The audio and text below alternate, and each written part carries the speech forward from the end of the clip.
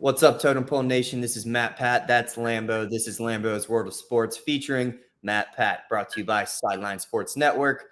Like, comment, subscribe, as always. And if you want some merch to help support the boys, the link is in the ticker. Go ahead and type that in. You can get whatever you want when it comes to hats, T-shirts, sweatshirts, and it's all pretty affordable. Today, we are going to get into the preview of the remaining games on the NFL Week 8 slate, and we're also going to get into which head coaches might or might not be on the hot seat. Let's get into it.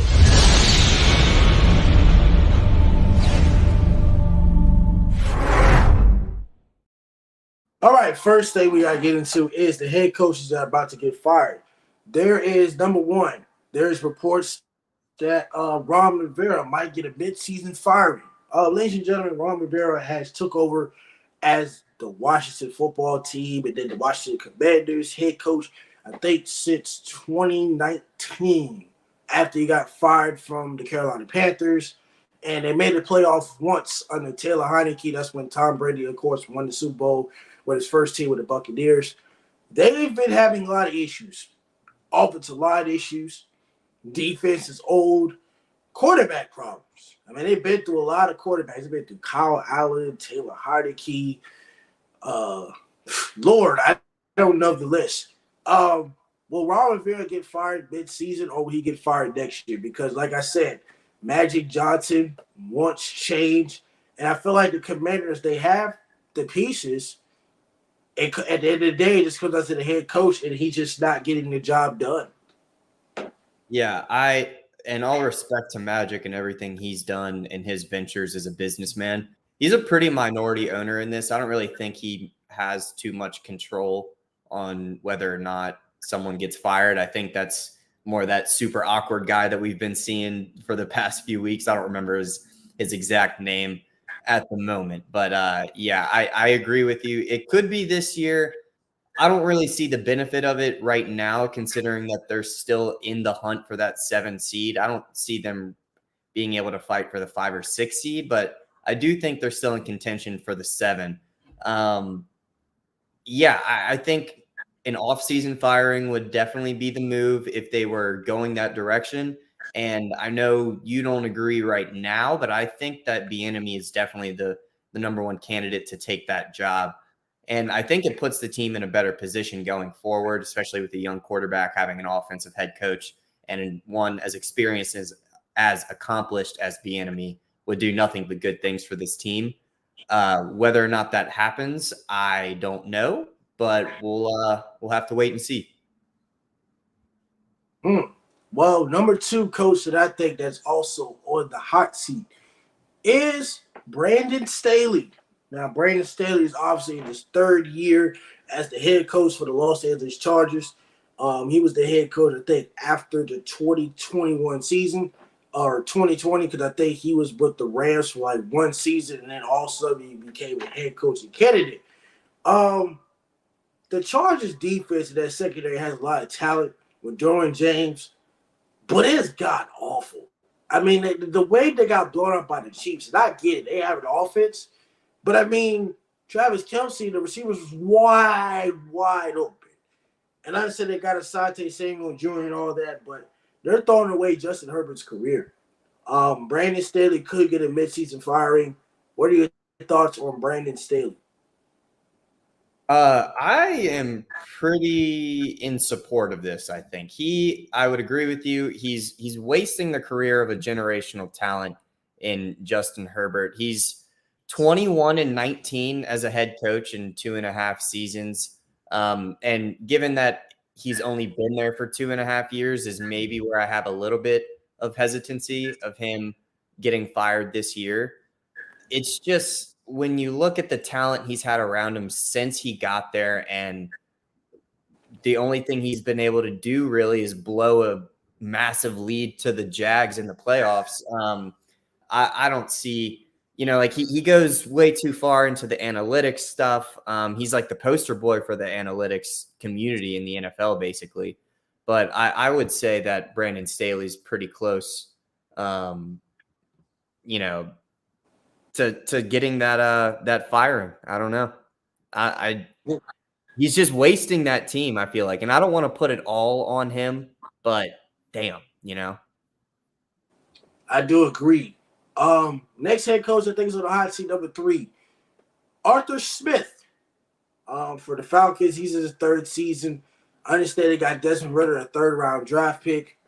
I mean, they're up. They're winning. They're 4-3, but the up and down, the inconsistencies. I'm not sure if the owner Arthur Blank will have any more patience.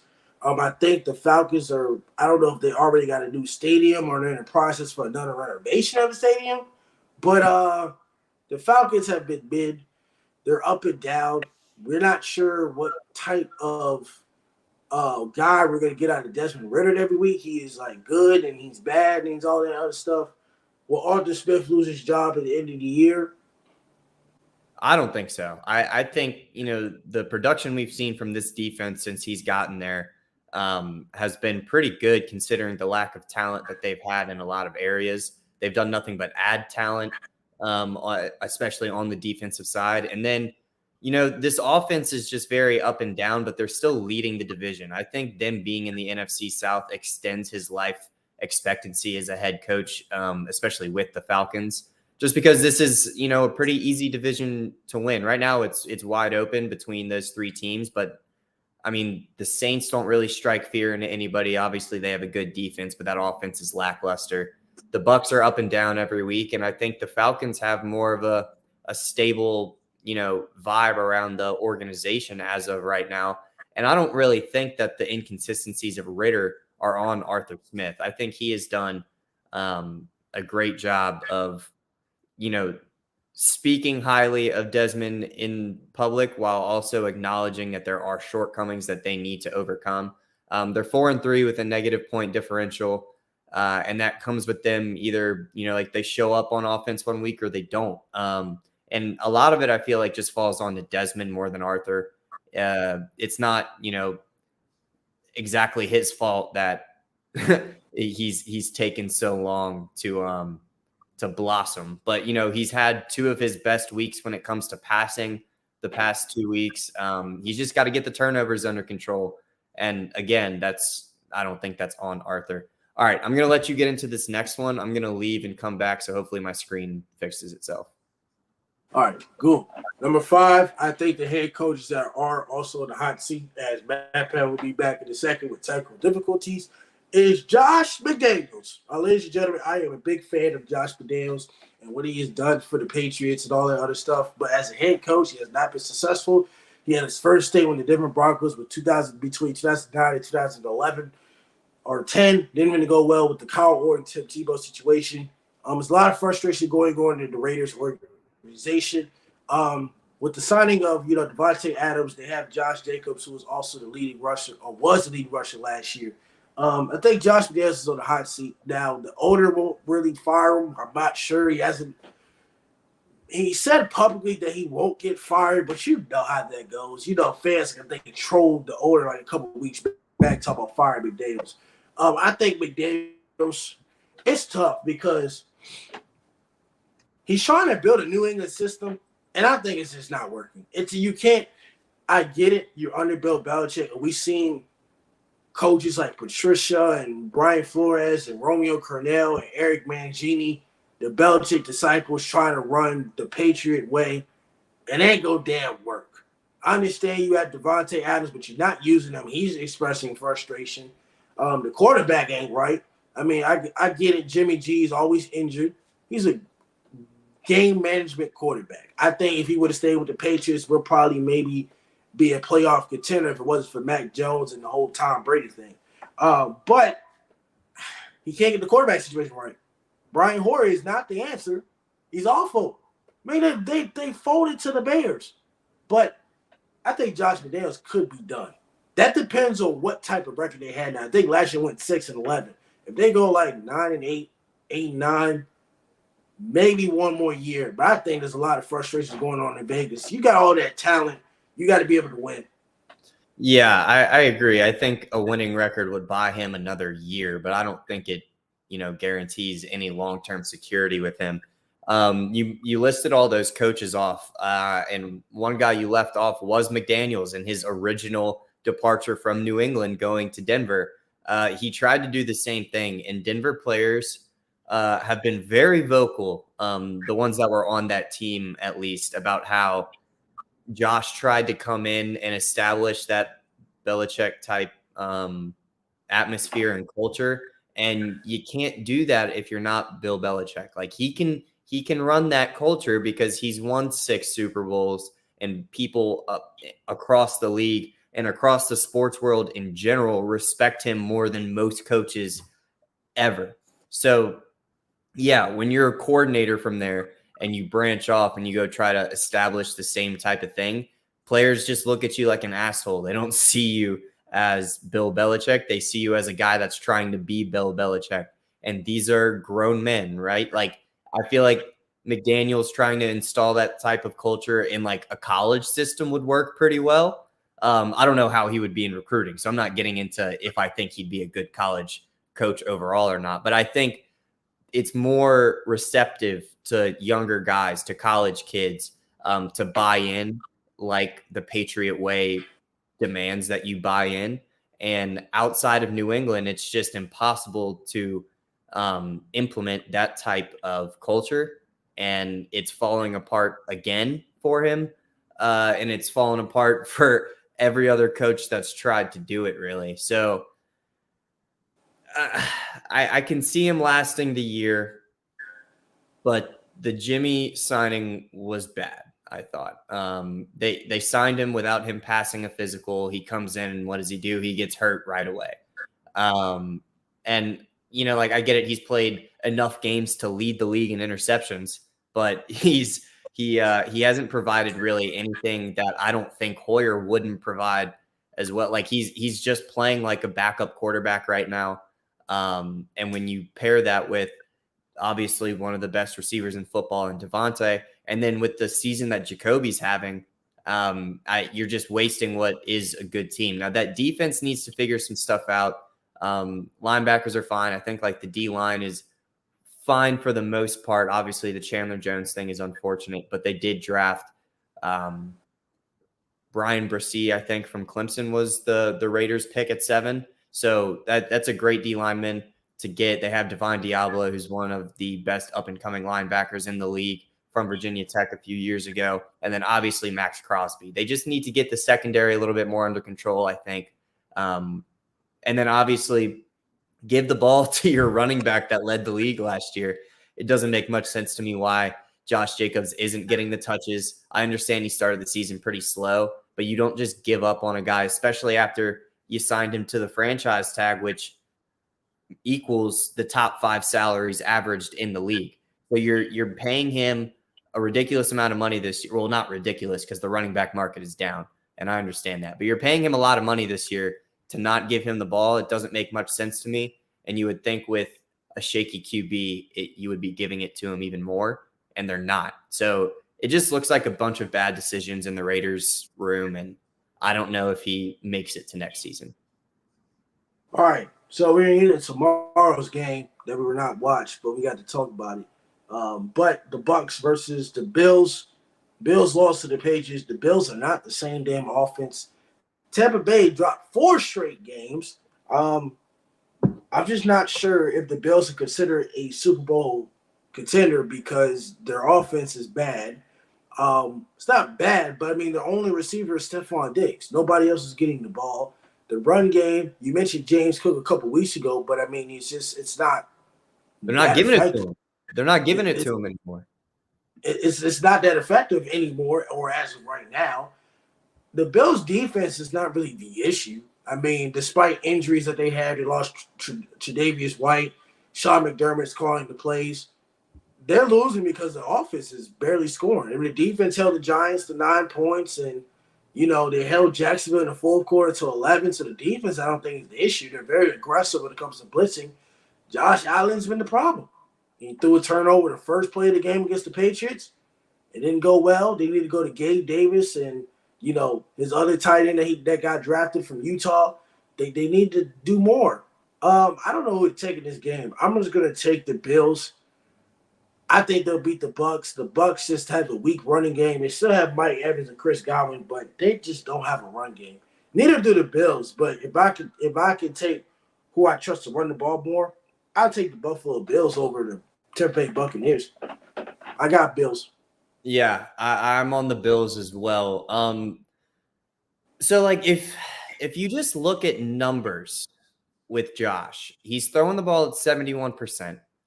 He's throwing 263 a game, and he's got 15 touchdowns with a 100 passer rating. He's got 9 turnovers already, 7 interceptions, which is tied for second in the league, and 2 lost fumbles. 9 turnovers through 7 games is just insane, and it's nothing new for him. He did this last year. He had 13 picks, and then like 3 or 4 fumbles as well. So, Yep. I mean, he's been turning the ball over, and they've been able to overcome that for the most part. And the difference this year is that they really haven't been. And then also, going away from giving Cook the majority of the touches in the backfield doesn't make much sense to me at all.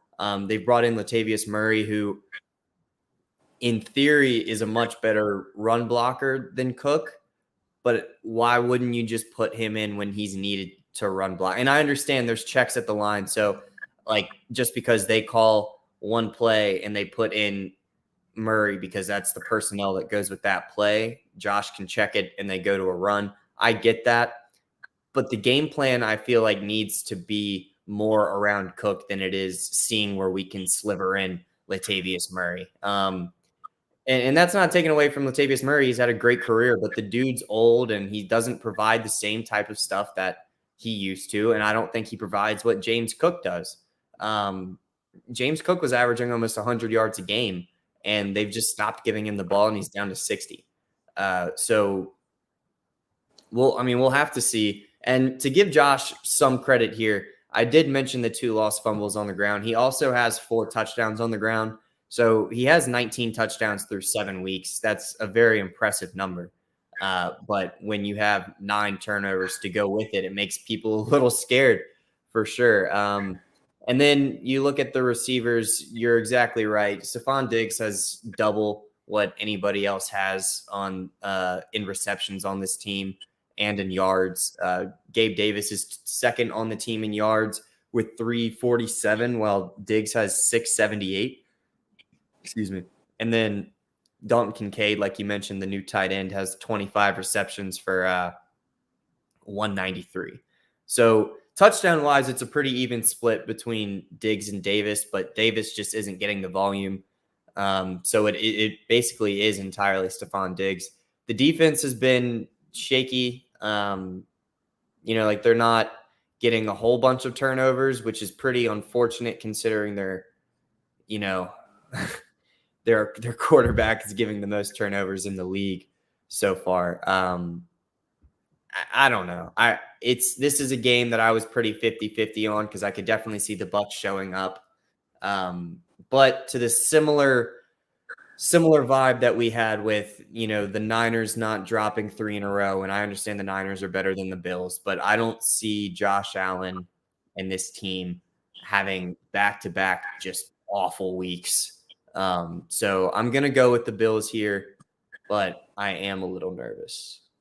All right, Jets versus Giants is probably a game you don't want to watch. Giants won. The Jets coming off a bye week. This is a very hard decision because Tyrod Taylor, I believe he's a great quarterback. I think he's better than Daniel Jones. I think if they continue with him going forward, will Daniel Jones play? Maybe. I'm not sure. He might play. He might not play. But if not, Tyrod Taylor should be I think Tyrod Taylor should be the starter going forward. I don't believe in Daniel Jones, but if you're paying somebody that much money, it's very hard for them to sit them on the bench unless you just completely turn the ball over. Jets with Zach Wilson, he's getting better. I'm still not sold on Zach Wilson. I said he was a bust. I said he was a bum. If he was all that, if he was good, then why? If he was good, they wouldn't sign Aaron Rodgers if he was all that. So in this game, I'm going to go with the Jets. And I hate the Jets. as a Patriots fan, but I'm not confident in the Giants. If Daniel Jones plays, he's coming off a neck injury.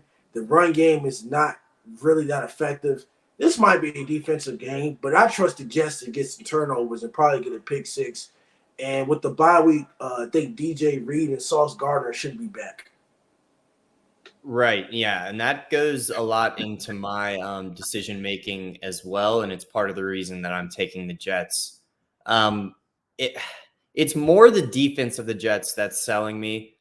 The offense of the Commanders, even with Tyrod in, who I agree with you, is oh,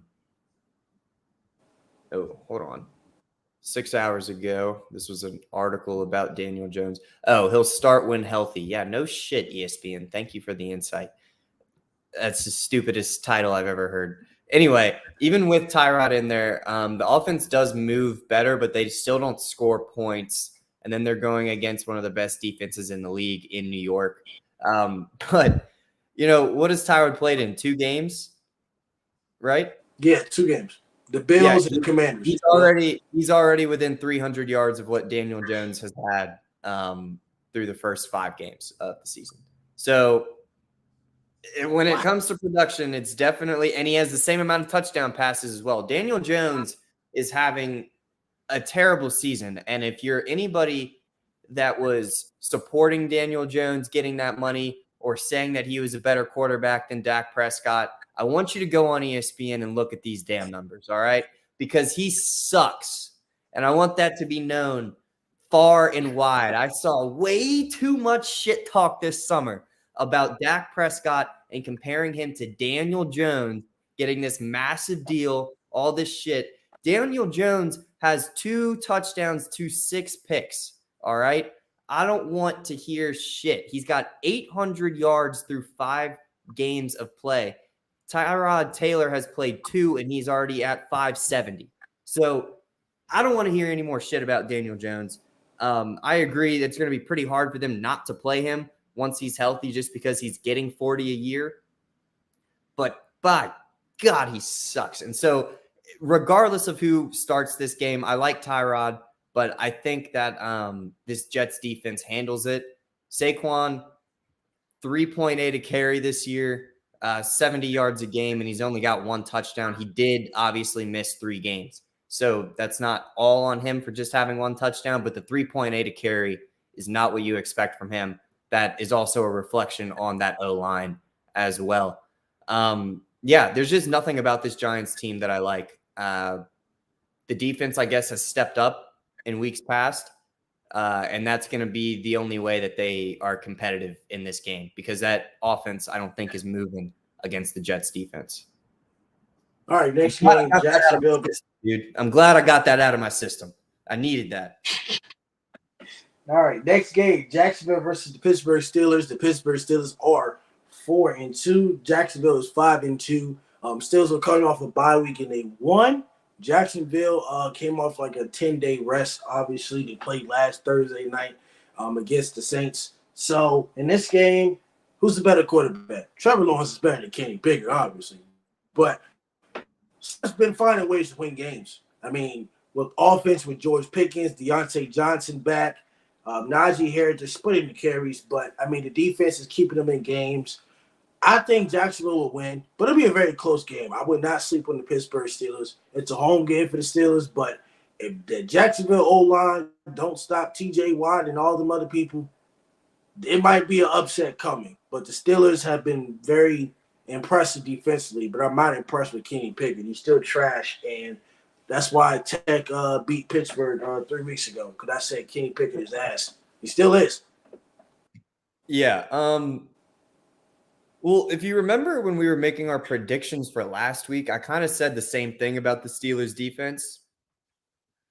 They're not that good. They allow a lot of yards, and it's crazy how they've been able to pull wins out. They have a minus 24 point differential, so they've allowed more points than they've scored, and they're still 4-2. So this is kind of a similar vibe as to what was going on with the Vikings last year. The difference is the Vikings had an electric offense and a shit defense, and the Steelers kind of have a mid offense and a mid defense. So I don't know how they're pulling all these off, I do think that kind of comes to a halt this week with Jacksonville. I've got the Jags winning as well.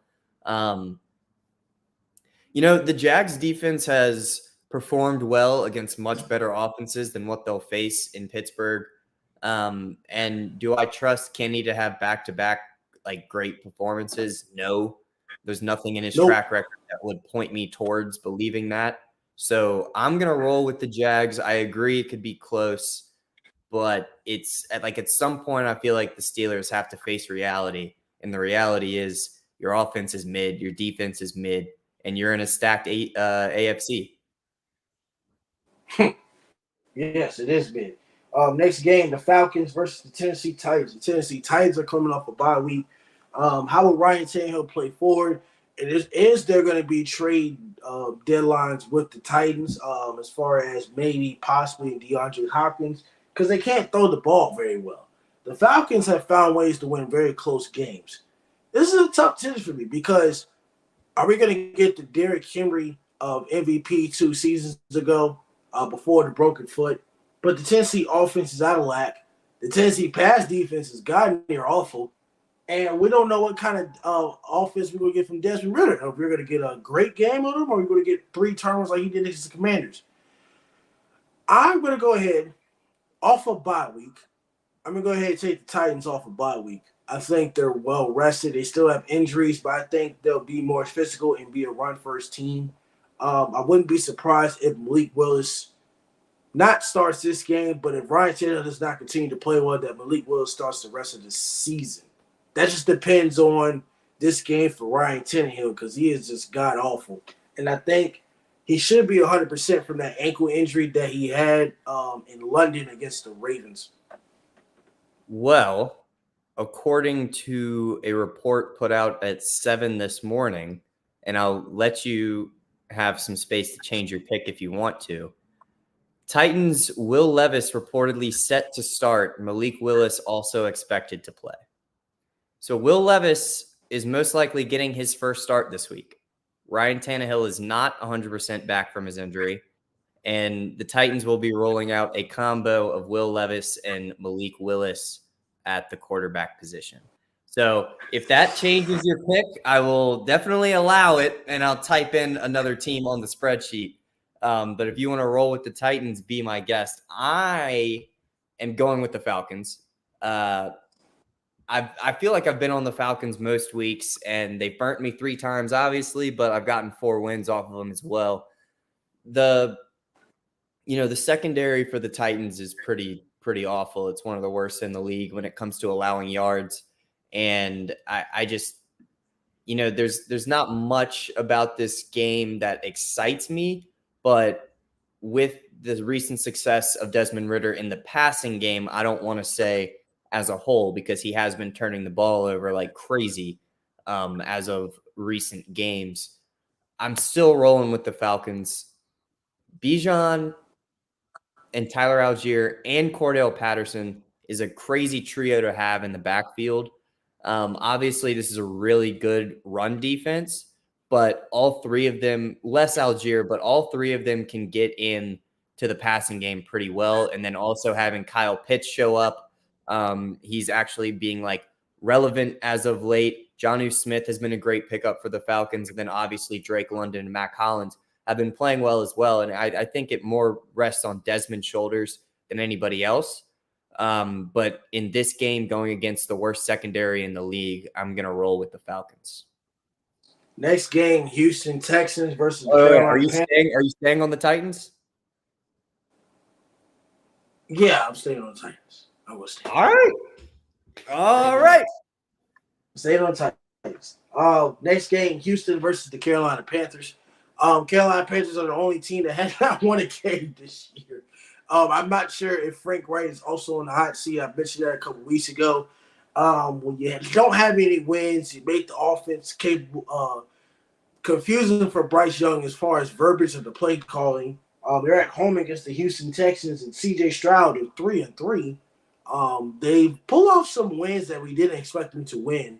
They beat the Saints and stuff like that. They pulled off some great wins. In this game, I'm going to go with the Houston Texans. I think I've disrespected them. I'm not saying they're good yet, but I think I've underestimated the Houston Texans. I'm going to go ahead and take the Houston Texans because the Carolina Panthers secondary is not great. The only receiver that they have is Adam Thielen. The offensive line for the Panthers is just not there, and they're learning a whole new system. So I don't know how long it's going to take. And if Frank Reich's going to be their coach going forward, because David Tepper probably doesn't have any patience. I'm going with the Houston Texans. Yeah, well, I hope that they keep, for Bryce's sake at least, that they keep the same coaching staff for at least 2 years. I think it's impossible to, I mean, you've seen it with the downfall of like Baker had like 4 or 5 play callers in his first 3 years, and multiple other quarterbacks as well. So when it comes to Bryce Young, I would prefer just to see his success for him to have some stability at coach. But like you said, that owner is notoriously impatient. So for Bryce's sake, I hope they keep the coach. I don't know what's going to happen. I'm going with the Texans in this game as well, though. CJ has played phenomenal. He's clearly so far the best quarterback out of this class. I don't want to, crown him just yet, but so far he's definitely been the best quarterback from this draft. And the team has performed way above expectations. I before the season started, I was kind of talking a little bit of shit when it came to like they traded next year's first as well to get Will Anderson Jr. and CJ. And to me, I was like, your team is still going to be bad, and you're not going to have a first round pick that is probably going to be a top 5 to top 10 pick in the draft. I didn't really understand the move, but now they're 500 and in my prediction going to be a winning football team after this week. So I was wrong. I don't want to, say that they're going to make the playoffs or anything, but I was definitely wrong about how good this team is as a whole. And I think they continue to prove that this week against the Panthers. All right, next game, Vikings versus the Green Bay Packers. Vikings upset the 49ers on Monday Night Football. The Green Bay, I think, has dropped 4 straight games. Jordan Love, ladies and gentlemen, I don't think he's the answer. He's just not. His completion percentage is awful. His interceptions are increasing. With the Vikings, they won without Justin Jefferson. Will Justin Jefferson be back? Maybe, maybe not. I don't know if his 4 weeks has been up yet. But in this game, the Packers defense isn't really the answer. The Vikings, they're up and down. They don't have a defense either. I understand they beat the best one of the best teams in the NFL. This game could be a toss-up because it's a both divisional game. Packers at home. I'm going to go with the Packers. It's hard for me for them to drop 5 straight. It's not going to be because of Jordan Love, but I think the Green Bay Packers defense is a little bit better than the Minnesota defense, and I think that O-line for Minnesota needs a little bit of help. The run game is just not there, and their receiver went off on Monday night. I get it, but you don't have Justin. If you don't have Justin Jefferson, you will not win this game. I'm going to go with Green Bay in this one. All right. Well, I'm going with the Vikings. And it really comes from just my lack of trust in Jordan. I've mentioned it before, like Aaron didn't have a great first season as a starter. But Jordan, I don't think, is Aaron Rodgers. He's not putting the ball in accurate spots. It's, 7 interceptions through 7 weeks, and he's throwing the ball below 60%. And, the defense has played better this year, but they've lost 3 in a row. And I personally think they drop it to 4 this week. Kirk is throwing the ball near 70%, 2,000 yards, 16 touchdowns to 5 picks with a 101 passer rating. Madison has actually turned it up.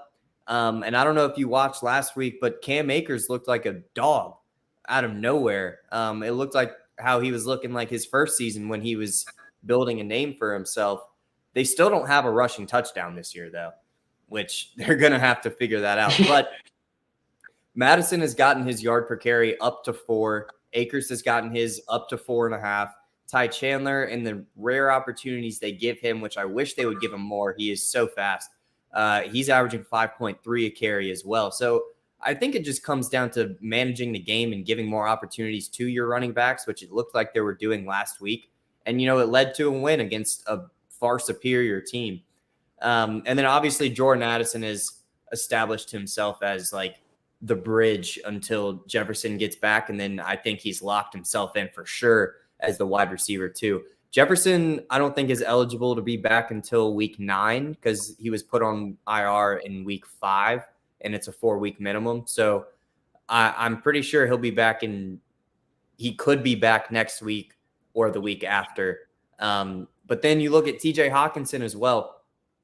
He's played fantastic. He's got just as many yards per game as Jordan Addison so far. But Addison has added 6 receiving touchdowns, which leads the team by 3. Jefferson is the next guy with 3 himself. Obviously 2 games difference. But I just trust this Vikings offense way more than I trust the offense of the Packers. And Aaron Jones is still on like a pitch count. He only had 8 carries last. All right, last next game we got to talk about is the Saints versus. Next game we got to talk about is the Saints versus the Colts. Saints have lost. I think Dennis Allen might be on the hot seat. The Colts have lost a very close game. Derek Carr is still learning a new offense. They got Gardner Minshew. I'm not sure if Anthony Rich won't be back. I apologize. He will not be back. So Gardner Minshew, of course, will be starting. In this game, I'll go ahead and take the Colts. I think the Colts are explosive on offense with Zach Moss in the running game. The receivers are great. I'm not sure what kind of Saints offense we're going to get. If we're going to get a consistent good offense or a mid offense. And Pete Carmichael is under a lot of hot fire. His weeks as the offensive coordinator for the Saints could come down. And with the run game, Alvin Kamara, I'm not sure how effective that would be because they still have Chris Olave, they have Michael Thomas, but Derek Carr's learning a whole new offense. This is not all Derek Carr, but the offensive play calling, I don't trust it. They lost to the Texans a couple weeks ago. I'm going to go ahead and take the Colts to win this game at home. Word. I have the Saints. I have the Saints because of their extraordinary defense. They are 4th in total defense in the league. They allow under 200 passing yards a game, under 100 rushing yards a game. And while I do love Gardner, I've been very vocal about that, and I am acknowledging how great Moss has been as well. Plus the ramp up of JT that's going to be more and more every week. I do enjoy what the Colts are doing. It's just when you look at what the Colts allow on defense, it's right up to what the Saints, I think, need to succeed in this game. Now, Chris Olave, is he playing this week? Oh, he's gone. That's okay. Chris Olave, he's back. Chris Olave was just arrested on reckless driving yesterday, going about 40 miles over the speed limit. So I'm not sure if he's playing. I don't know. I mean, I don't think they had any comment on that one. But let me read real quick. He was going 70 miles per hour in a 35 zone. So that is ridiculous. That's a no. Your license will be taken away. Yeah, you can't be doing that. I'm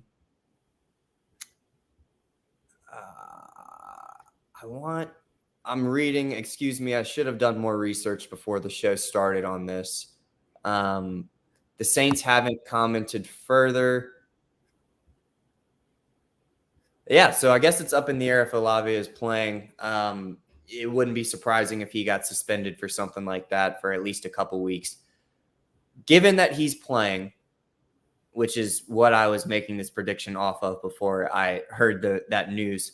And then what, like the Colts give up on the ground with Kamara playing pretty good since his return. And then, Rashid Shaheed makes one big play a game. Michael Thomas is still good for like 8 targets, 5 catches, and like 60 yards or something. And if Olave plays, I think this offense could really break off on this Colts defense. So my prediction is kind of put in the hands of Chris Olave, but I'm going to roll with the Saints here.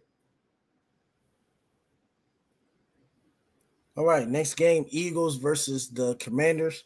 The Eagles traded for Kevin Byard from the Titans, and Washington, I think, has dropped like the last 3 games or 3 of the last 4. The last one was the Falcons a week ago.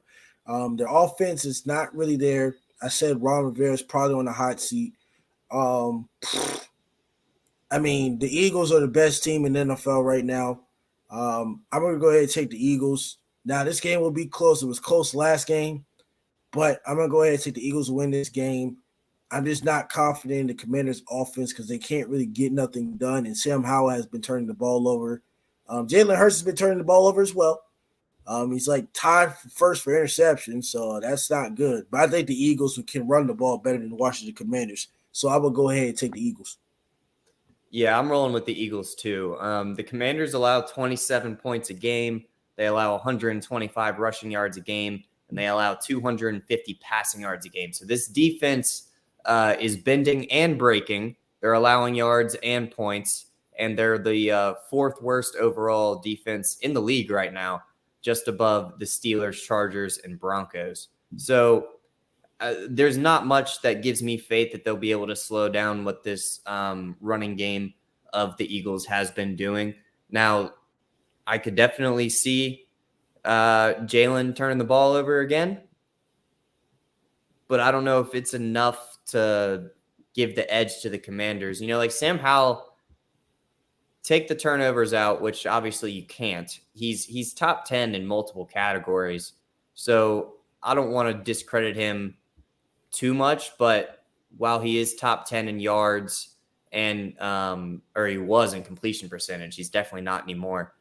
He's also top 10 or actually top 3 in interceptions. So I feel like he'll be good eventually. I don't think it's this week against this defense. And it's really the defense that gives me the confidence. The offense of the Eagles is pounding the rock, and if they continue to do that, I don't really see it being close. But if they force Jalen to make some mistakes that he's been making this year, it could be a little bit closer than expected. And Washington was the team that ended Philly's win streak last year when they were like 11-0 or something. They were 8-0, but that will not be happening this year. They will not do some type of shit ever again. Next game will be the Cleveland Browns versus the Seattle Seahawks. PJ Walker will be the starter this week. Seahawks did come off a loss against the Cincinnati Bengals. 2 weeks ago, they won their final matchup, or their matchup against the Arizona Cardinals, excuse me. In this game, it's a very tough game. The Cleveland Browns have a very good defense. They're going to expose that Seattle offensive line just a little bit. I'm going to go ahead, and I know I put the Seahawks in my top 5. I'm going to go ahead and take the Cleveland Browns to win this game. Fair enough. Yeah, I was pretty 50-50 on this just from what PJ has shown that he's not going to go out there and lose you a game.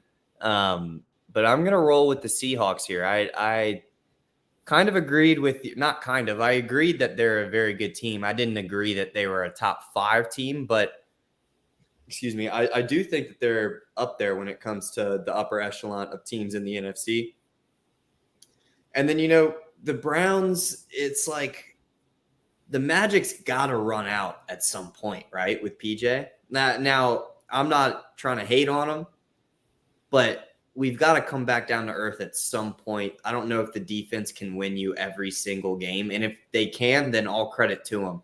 But with what was shown last week with Seattle, in DK's absence, Bobo came out. I think he was a late selected rookie wide receiver, and he came out and established himself as like a part of this rotation. I think even after DK comes back, it'll be him, Lockett, and Bobo.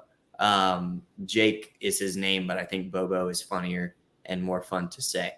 Anyway, I'm going to roll. And then also Kenneth Walker provides another threat. So obviously the Browns, very good at stopping the run, also good at stopping the pass. But when you have a running back like Kenneth Walker in the back, and also Charbonnet, who has shown flashes this year as well as a rookie, they're going to have to, stack the box a little bit more. And I think that just opens the opportunity for two great receivers and one up-and-coming receiver on the outside. So I'm going to roll with the Seahawks in a very tight game here. But I wouldn't be surprised if you were right. I was pretty 50-50 on this one. Next game, the Baltimore Ravens versus the Arizona Cardinals. Cardinals are fighting. They're being competitive, but they just have Josh Dobbs, and Kyler Murray did start practicing last week. He's probably still practicing, but he will not be back probably until like November. Ravens are 5-2. They are, with the offense of Lamar Jackson. He's playing in the 2019 caliber. I'm going to go ahead and take the Ravens. I won't expect them to blow them out. It will be close. They're on the road in Arizona, so it's not about conditions or whatnot, but there's been problems with the Arizona field as far as the turf or the grass, wherever they have. They kind of, it's not a great field to really play on, so it won't be a cakewalk. But I'm going to take the Ravens, not because of the field and stuff like that, but the defense of the Ravens is going to maul all over Josh Dobbs. Yeah, I'm with you. I mean, both teams are playing on the same field, so I don't really think that adds too much of an advantage to any team. The Cardinals have to play on the same shitty field that the Ravens are playing on, and it's what really bugs me about that argument about the Super Bowl. Like, the Eagles fans are like, "Oh, we played on the worst field ever, blah blah blah. Of course we lost." It's like, dude, the Chiefs were playing on the exact same field. What are you complaining about? Like, both of y'all had to, go through that. Both of you guys had players slipping all over the field, so I don't know what you're complaining about. I'm going with the Ravens here too. I don't think it's too close. That defense just looks suffocating, and then with the Cardinals being competitive in certain games and then other games they just don't show up, it seems like this is just not the game where you see something magical happen, like when they played the Cowboys. The Ravens are clicking on all cylinders. Like you said, Lamar's looking a little 2019-ish with the way he's playing. He's throwing the ball very accurately, and he's leading his team in rushing as well. And as I mentioned in our top 5 list earlier, he's a top 20 rusher in the NFL as well. So the dude is doing everything for this offense. Mark Andrews is back to being Mark Andrews. He had a few slumpy weeks. And then, Zay Flowers was a hit in the draft. He's a beast. I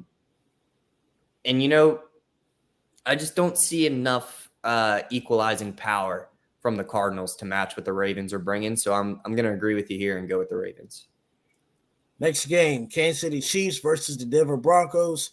Broncos finally won a game. I mean, they beat the Packers. These teams just played on Thursday Night Football 2 weeks ago. I don't like how the NFL really does this, where you play your rival, you play them 2 out of the next 3 weeks. I think it's kind of very weird. They just played each other on Thursday Night Football, literally less than 2 weeks ago. Kansas City Chiefs on the road. Surprisingly, looking at numbers, Russell Wilson only has 4 interceptions, but the offense is goddamn bad. Pat Mahomes, I think, is the leader in passing yards. I'm going ahead to take the Chiefs to win this game. Obviously, Denver is going to fight. They're going to be competitive. Their defense held the offense. But like I said, the Denver defense is improving. Just, I guess, when it comes to the Chiefs, I don't know if it's improving in general, because it's a rival game, obviously. But if it comes down to Russell Wilson, nah. I'm going to go ahead and take the Chiefs. Their defense is better. They got Pat Mahomes. They got Travis Kelce. There's not really too much to say about this. I'm going to go with the Chiefs. Yeah, I'm with you there. There's not much hesitation in that at all. Pat is 3rd in the league when it comes to passing yards. He leads the league in QBR, and he's top 3 when it comes to pass completion. Sorry, he's 4th. So top 4 in pass completion, number 1 QBR, and 3rd in passing yards with a lackluster wide receiver room. Obviously, Travis Kelce is like an equalizer when it comes to that. And given that the Broncos are, I think, the 2nd worst defense in the league, maybe the worst defense in the league, I don't see much pushback with the Chiefs facing the Broncos. Like, it's I don't want to say it's going to be a blowout, but I don't know if if the Broncos are keeping this one competitive after halftime. The worst game to put on Sunday Night Football, the Chicago Bears versus the Chargers. I don't know why in the world you put this as a primetime game. I'll still watch it because it's part of our job, but this is not a good game for TV ratings. Even though Sunday Night Football is currently number one, this is a bad matchup. The Bears, Justin Fields should be playing. He didn't play last week. He had a left hand injury. The Chargers just lost to the Chiefs, and then week before lost to the Cowboys. They're on a 2-game losing streak. The Bears beat the Raiders. I'm gonna go ahead and take the Chargers. But do not be surprised if the Bears make this a competitive game because of DJ Moore and Justin Fields. I just don't trust Brandon Staley, but Justin Herbert will get the job done. He did struggle. He did have some interceptions and whatnot, but I'm going to take the Chargers on the offensive side.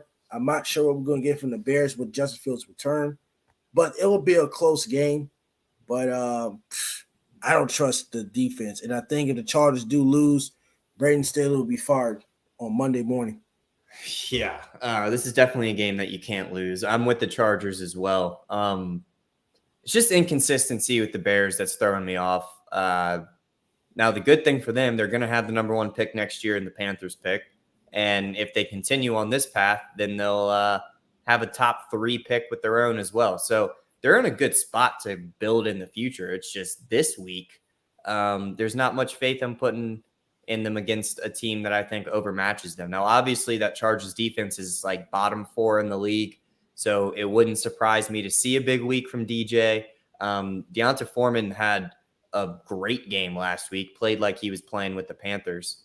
Khalil's still on IR, but yeah, I mean, they'll make it competitive, but I do think the talent difference kind of outweighs a little bit here of what could go wrong with coaching. But obviously, coaching is the foundation of it all. If your coach is making the wrong decisions, which it seems like Staley is pretty good at making the wrong decisions, then I'm not super trustful in this game. Like this could be a game that you take the over just because of how bad both defenses are.